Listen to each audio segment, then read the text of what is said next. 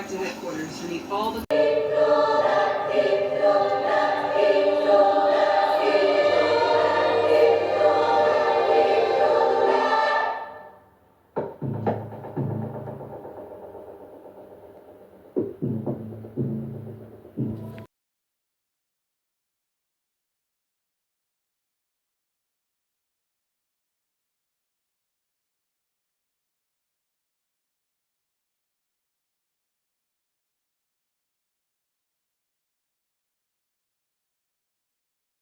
Guys, whenever I go out to eat and the restaurant staff or any restaurant staff starts messing around, like some of these people, all these waiters and waitresses, they actually do not have respect.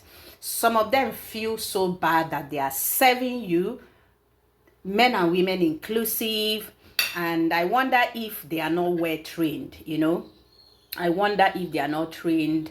And I remember going to a restaurant, and when I sat down, nobody came to ask me anything, and they have no menu around.